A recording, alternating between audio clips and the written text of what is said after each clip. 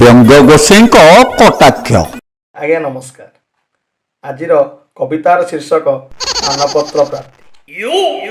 ଧିକ ଏ କବିର ଜୀବନ, ଧିକ ଏ କବିର ଜୀବନ, ମାନପତ୍ର ବିନା ଏ ଜୀବନ ଅସମ୍ପୂର୍ଣ୍ଣ।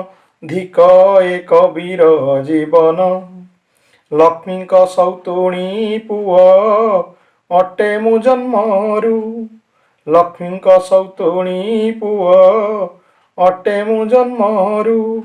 ସଭାର ଖରଚ କିବା ଦେବି ପକେଟରୁ, ଦେବି ପକେଟରୁ। ମାନପତ୍ର କେତେ ମିଳେ ସାହିତ୍ୟ ଆସରେ, ମାନପତ୍ର କେତେ ମିଳେ ସାହିତ୍ୟ ଆସରେ। ମୋ ଆଡ଼େ କେ ନାନ୍ତି ଆଡ଼ ନଜରରେ, ଆଡ଼ ନଜରରେ।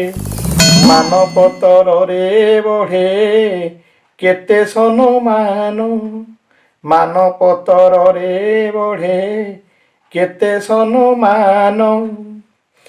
ଲେଖାରେ ପଛକେ ଥାଉ ଅଶୁଦ୍ଧି ବନାନ, ଅଶୁଦ୍ଧି ବନାନ। କୁତୀର ପଛରେ ଯେହ୍ନେ ଅଣ୍ଡିରା କୁକୁର, କୁତୀର ପଛରେ ଯେହ୍ନେ ଅଣ୍ଡିରା କୁକୁର।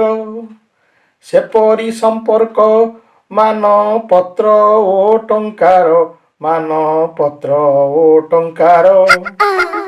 ଆହେ ଆୟୋଜକ ବୃନ୍ଦ ଘେନ ମୋ ଗୁହାରି, ଆହେ ଆୟୋଜକ ବୃନ୍ଦ ଘେନ ମୋ ଗୁହାରି।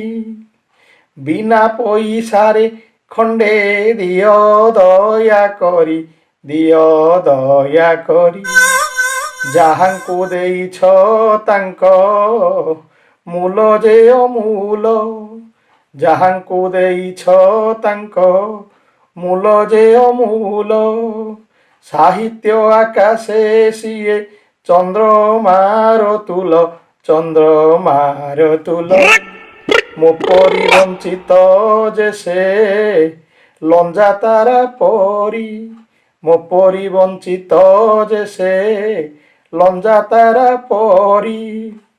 ସାହିତ୍ୟ ଆସରେ ଥିଲେ ଯେମନ୍ତ ଘୁଷୁରି, ଯେମନ୍ତ ଘୁଷୁରି।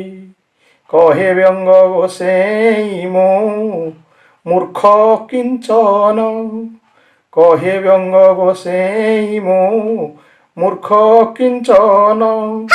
ମନି ନାହିଁ ବୋଲି ଚିରଦିନ ହୀନି ମାନ, ଚିରଦିନ ହୀନି ମାନ।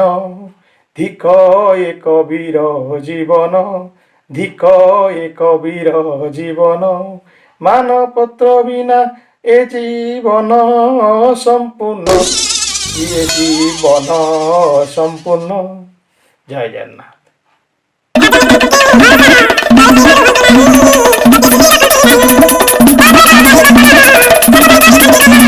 ବ୍ୟଙ୍ଗ ଗୋସାଇଙ୍କ କଟାକ୍ଷ ପ୍ରତ୍ୟେକ ସୋମବାର ସନ୍ଧ୍ୟା 7টাରେ କେବଳ ଓଡ଼ିଶା ମୋବାଇଲ ଟିଭିରେ।